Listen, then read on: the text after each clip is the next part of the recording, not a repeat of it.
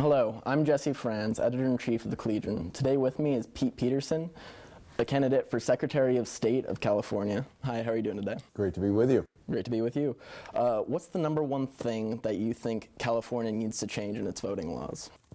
Well, not so much in the laws, which are not necessarily the jurisdiction of the Secretary of State, but I would say definitely my top priority is moving from a county-by-county voter roll system into a statewide system.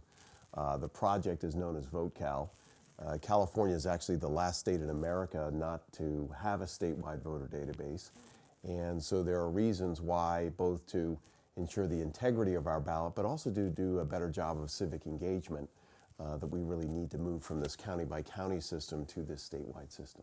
Definitely. And counties in this area, specifically Fresno County to Madera County and Tulare County, have very low voter turnout historically. Yeah.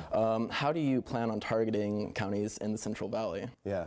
Well, there are a couple things. One is there has been actually a decreasing amount of money that's come out of Sacramento for the county registrars. And as I get around the state and speak with county registrars from all over the state, one of the things that they always tell me is that we've been essentially defunded by Sacramento for the last several years. So one of the jobs of the Secretary of State is to really fight for full funding for our county registrars.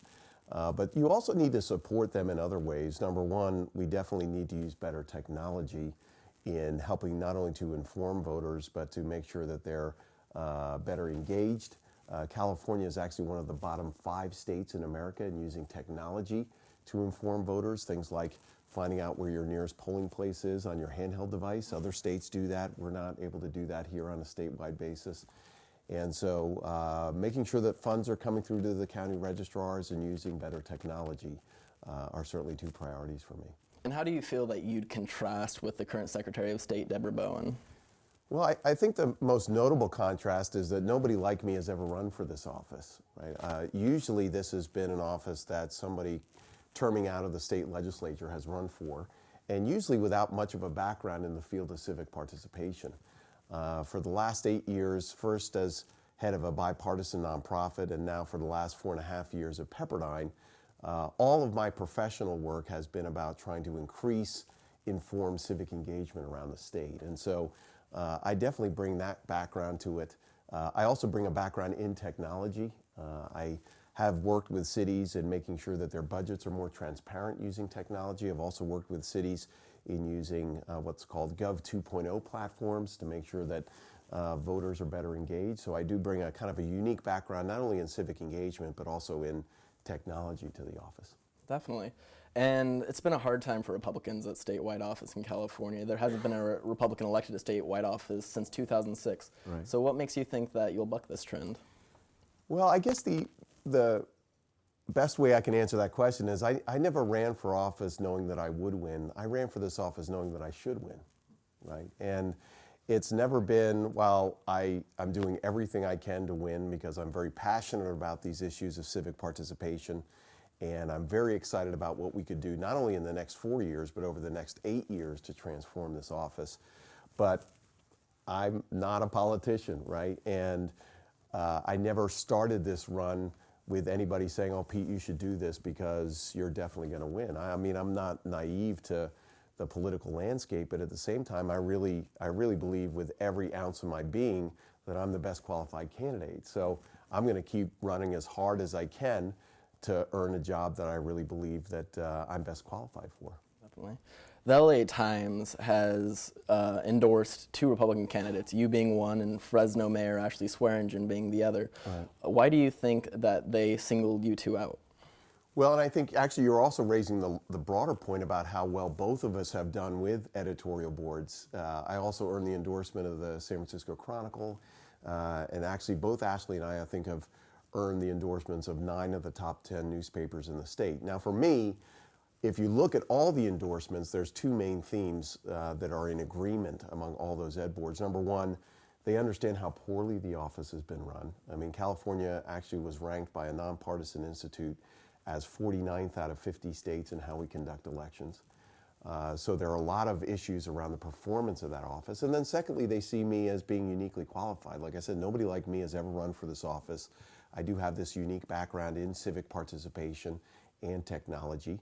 And I also have a non-political background, and I think to run our election system, you should really have a nonpartisan record. And I bring that uniquely to this office. And Fresno Mayor Ashley Swearingen has been getting a little flack for not endorsing some of the Republicans like Neil Kashkarian for governor, anything like that. But she has endorsed you. Why do you think that is? Well, I really respect Mayor Swearingen. We got to know each other a little over a year ago through a common friend, and obviously I believe she's done a tremendous job here for the city of Fresno, and I think she's a tremendous candidate especially for this office. So I'm very supportive of her campaign and think that she's obviously a tremendous candidate. And like me, I think there is something to this year being an outsider with experience, right?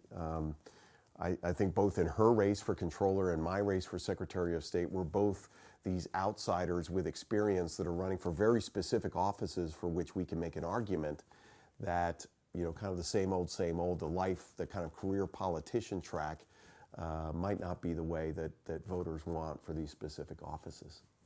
California is one of the most heavily Latino states, yet Latinos have some of the worst voter turnout of any group in California. Yeah. How do you plan on targeting that and improving it?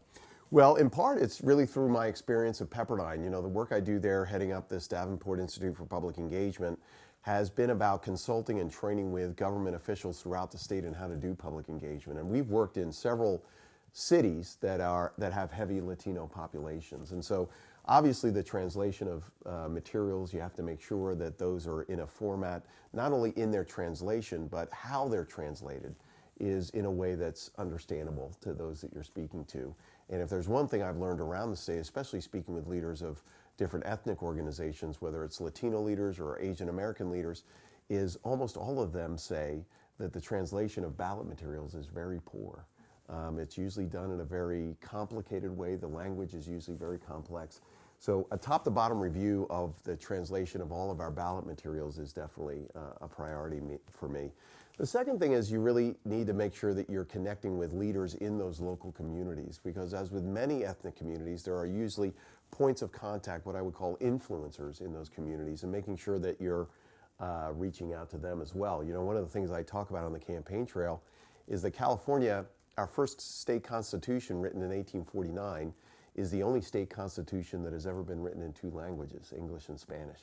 And California has a unique relationship specifically with Latino communities in making sure that we're trying to better engage them.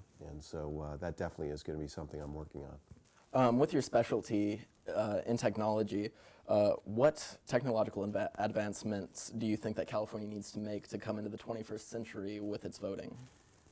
So that question actually has two different parts to it. There's technology inside the voting booth and technology outside the voting booth. Number one, we need to bring greater technology into the voting booth. California has lagged behind almost every other state in the fact that many use some sort of touchscreen voting in the voting booth. Why that's important is not just to bring technology into our elections process, but it also enables greater civic engagement. I'm in LA County. We're still using pen and paper, right? What I call 14th century technology. And what that prevents are early voting opportunities. That's something I definitely support.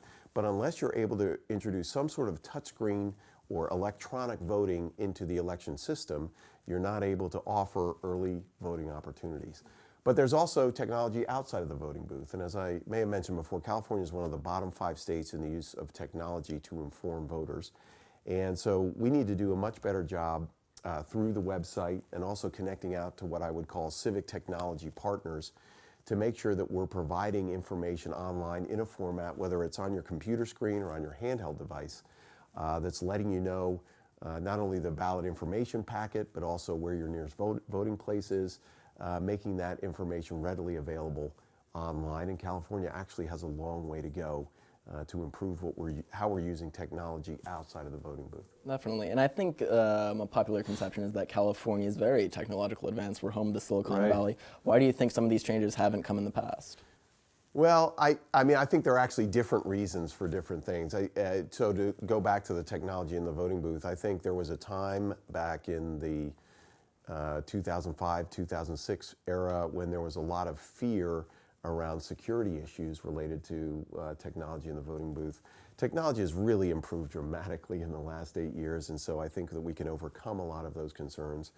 But I have to say as well that the technology outside of the voting booth, we don't have a lot of people working in government with both private sector technology experience, but also design experience. And I think I bring that uniquely to this office. We need to be doing a lot better work in the area of design, online and in print, because I think design is a way that you can really facilitate greater civic engagement, make materials more understandable, make websites more navigable and understandable.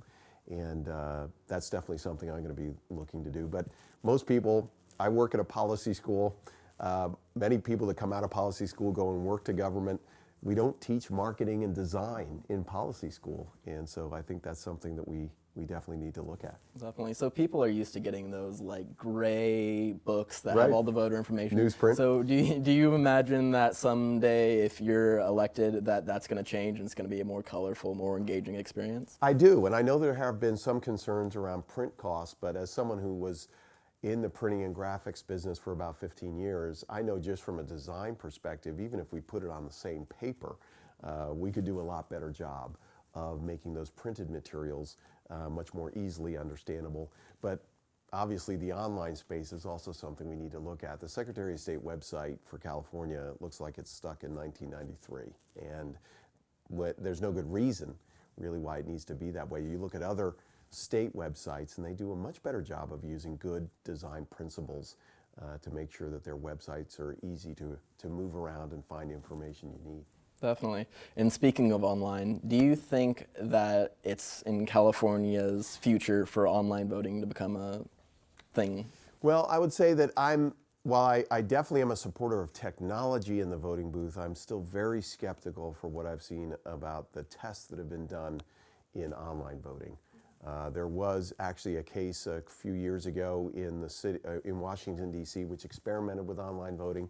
It was hacked into, I believe, by hackers at the University of Michigan. So when you got access onto the voting site, it played the Michigan fight song, right? And so I still think when you get into the online space, there are some significant security issues I would want to make sure are addressed. Definitely. I think that does it for me. Is there anything else that you'd like to add? No, other than obviously, Election Day is coming up next Tuesday, November 4th, and it really is. We've done research at Pepperdine that looks at this. So many of the civic engagement habits that we take with us for the rest of our lives begin in college. Mm-hmm. And so it's so important really to start now in voting and finding out what you're voting on, looking up candidates and ballot measures, and to do that now, because chances are that's going to influence how you participate for the rest of your life. And I know firsthand that when government doesn't have the influence of the people, bad things happen. So. Awesome. Well, thank you so much. Thank you. Awesome.